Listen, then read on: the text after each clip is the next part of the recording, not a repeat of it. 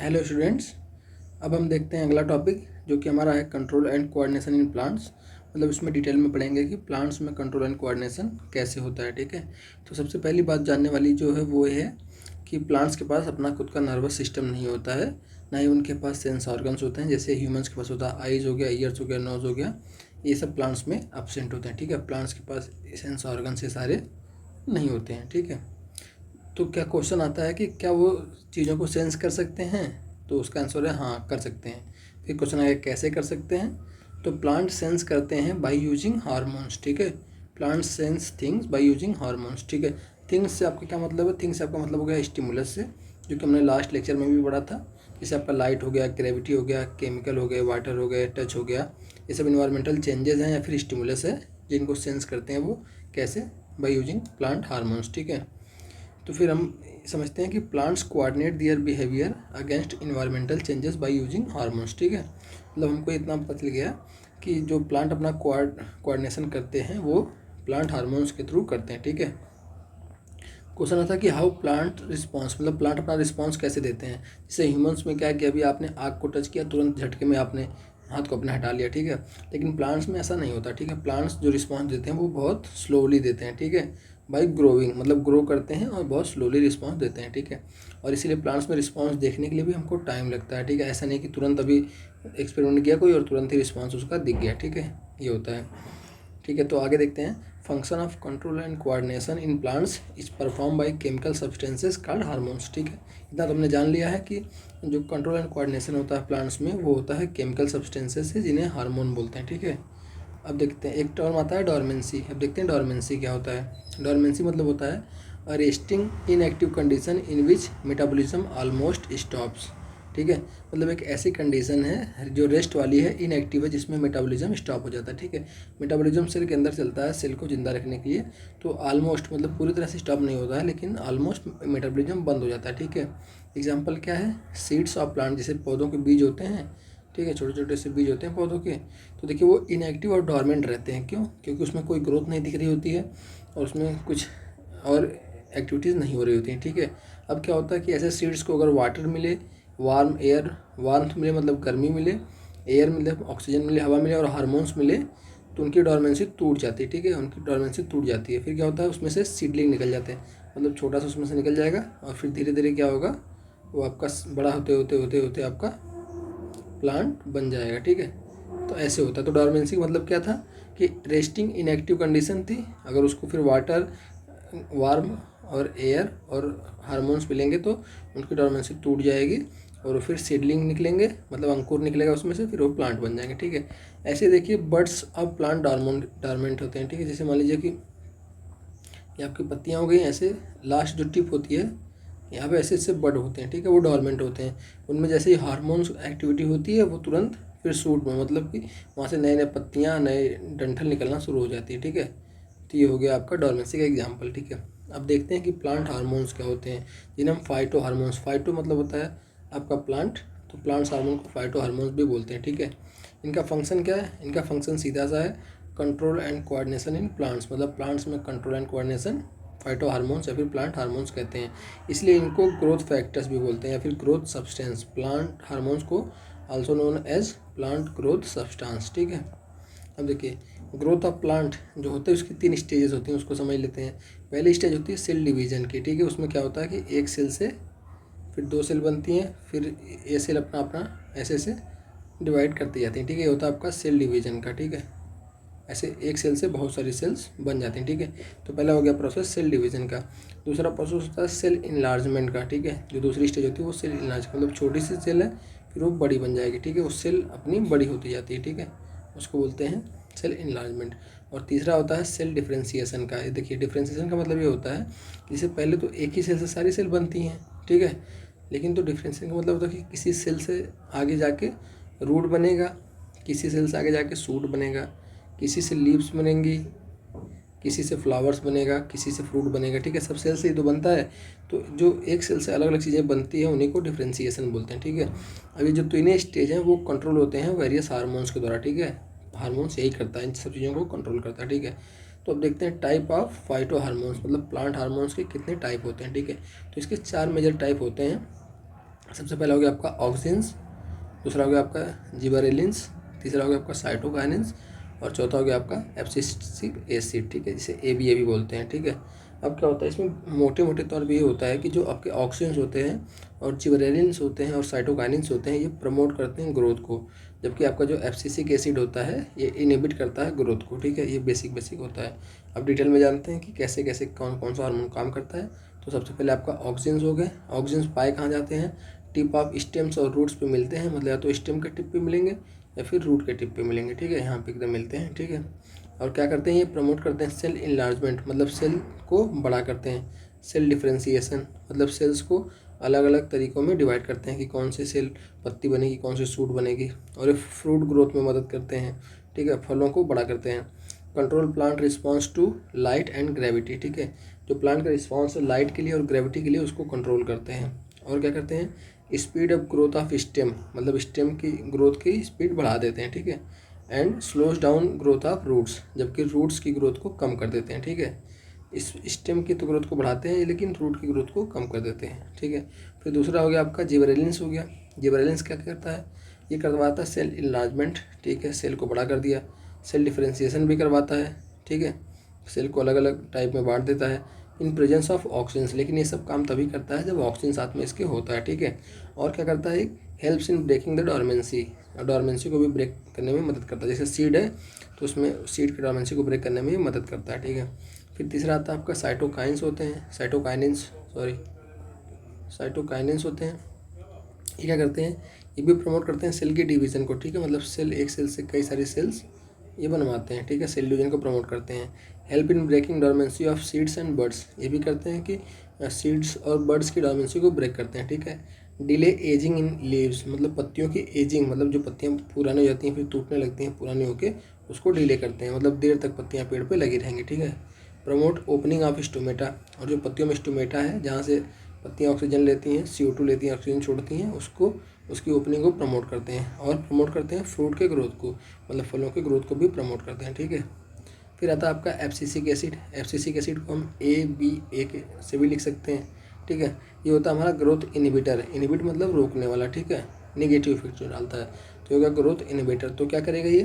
Promote करता है dormancy, मतलब सीड्स को जमने नहीं देगा, बर्ड से नए सूट्स नहीं निकलने देगा, ठीक है। And promote closing of stomata, stomata को बंद रखेगा, ठीक है, स्टोमेटा को बंद रखेगा।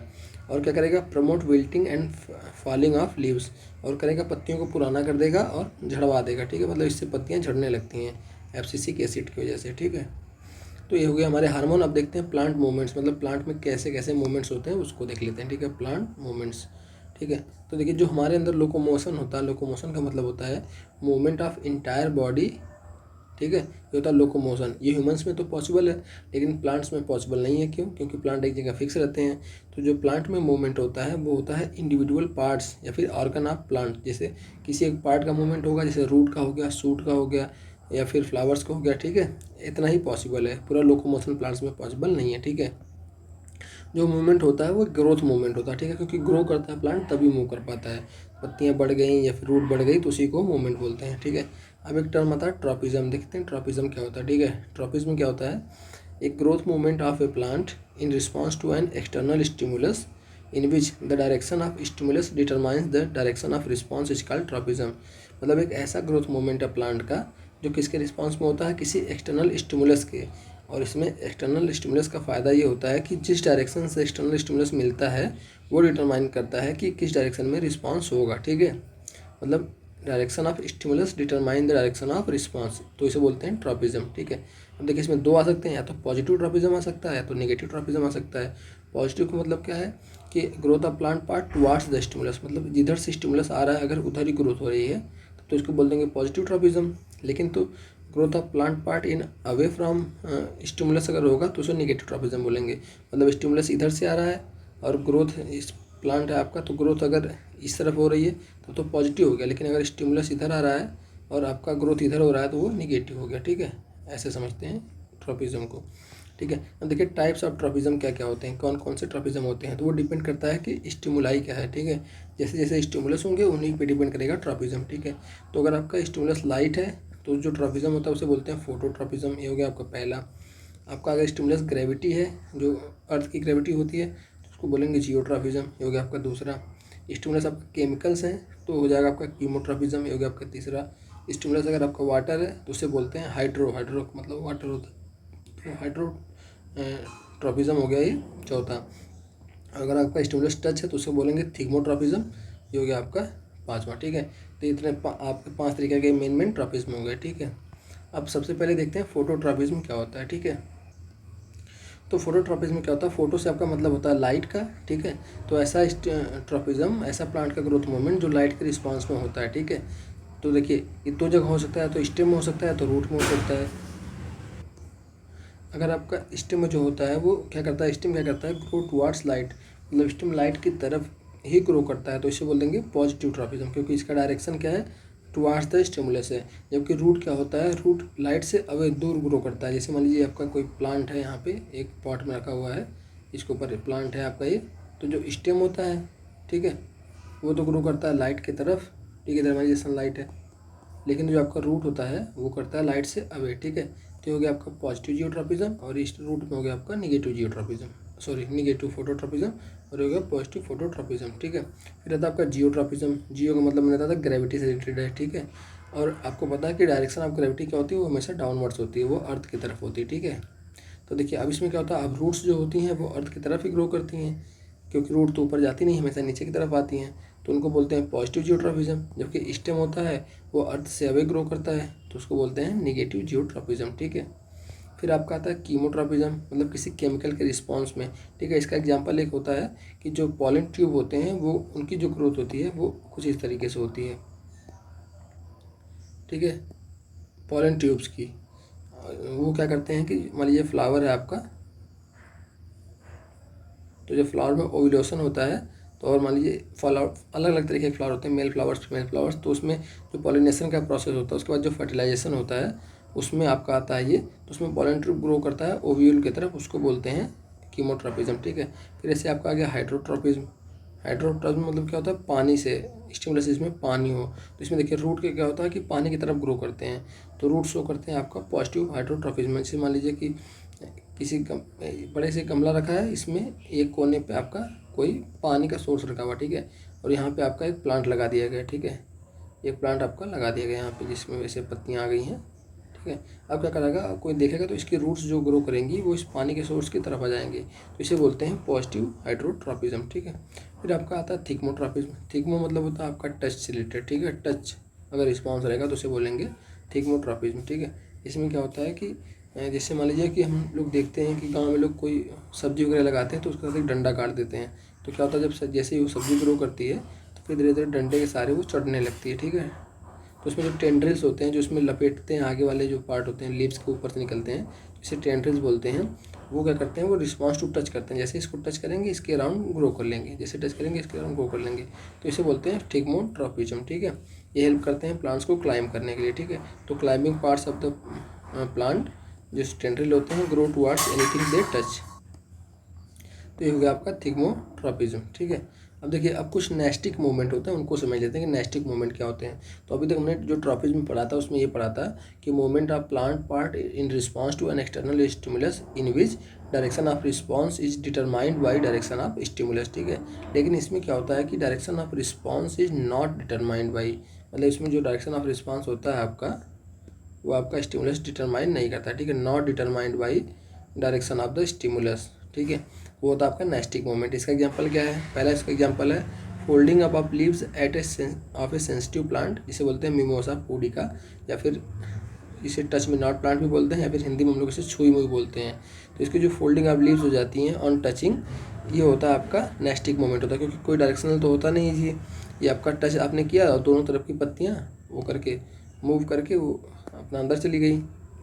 ठीक है, ऐसे ऐसे पत्तियाँ पहले फैली हुई थी दोनों तरफ की, जैसे ही आपने इसको टच किया अब क्या हुआ कि पत्तियाँ सिकुड़ के आपस में चिपक गई। ठीक है, तो ये हो गया। ऐसे होता है opening of petals of dandelion. Dandelion एक फ्लावर होता है, in morning in bright light and closing in evening. इसमें क्या होता है कि जब दिन में सूरज उगता है, जब ब्राइट लाइट होती है तो ये इसके पेटल्स खुल जाते हैं, मतलब फ्लावर्स ओपन हो जाता है, और जैसे शाम होती है लाइट डलती है तो वैसे फ्लावर क्लोज हो जाता है। ठीक है, तो ये हो गया नेस्टिक मूवमेंट। ऐसे एक होता है कि मून फ्लावर होता है जो रात में सिर्फ खिलता है, ठीक है। उसमें क्या होता है कि जैसे ब्राइट लाइट आती है तैसे ही उसके पेटल्स बंद हो जाते हैं, और जैसे ही डार्क होता है वैसे उसके पेटल्स खुल जाते हैं, ठीक है।